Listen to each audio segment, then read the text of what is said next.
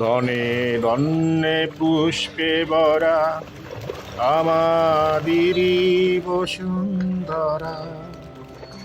এমন দেশটি কোথাও খুঁজে পাবে না কো তুমি, সকল দেশের রানী সেজে আমার জন্মভূমি, সেজে আমার জন্মভূমি।